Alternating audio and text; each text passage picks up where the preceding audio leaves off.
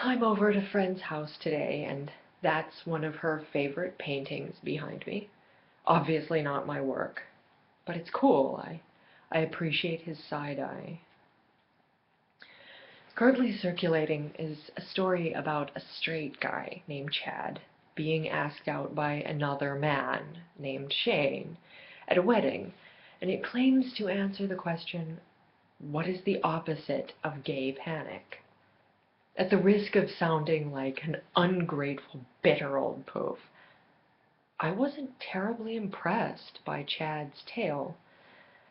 I don't think that being let down easy truly qualifies as the opposite of gay panic. I understand that we're supposed to graciously accept anything short of violent queerphobia. We're so accustomed to hostility that tepid, rather than overtly hateful, responses to our existence seem positive by comparison. It's time we all moved past such a dismally low bar for our interactions. It's time we started expecting, even demanding, better treatment than simply not being beaten up. Oh well, at least he didn't try to kill you, is not a healthy standard for what we get from cisheads. I must add that I am not here just to pick on the one specific straight dude in this story. If you think that I made this video so I can publicly be a bitch to Chad for rejecting Shane, you're missing the point. Because the point is asking ourselves, what is the opposite of gay panic? I'm not calling out Chad, I'm calling out all guys remotely like him.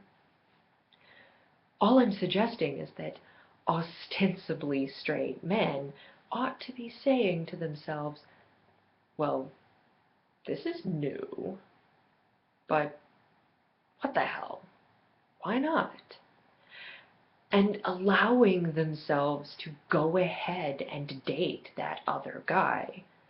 Perhaps finding they like him a lot. Perhaps falling madly in love with him and having to redefine themselves as a result. You could rethink your whole life, since, hey, if you were wrong about being straight, what else might you have been wrong about all this time? That is what the overwhelming majority of humans are desperately afraid of. Cisheads don't want to do the work it takes to reassess their assumptions.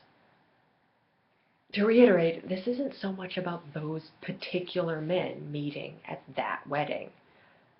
It's about the fact that it's time for the Chads of the world to work up the guts to start giving the Shanes of the world the chance we deserve.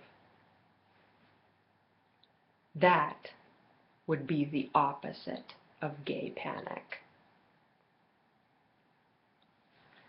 By all means, do substitute trans for gay in this equation as well, and combine the two, as I do. If a fraction of the cis people who assure me that they're totally cool with trans people actually were, I would be neither single nor unemployed. Without pervasive and insidious transphobia, many of our lives would be very different by now. The reality is that it doesn't get better for most of us shows how badly cis people are failing to address their own prejudice. It's too easy for them to say that trans people must be more diligent in telling their stories.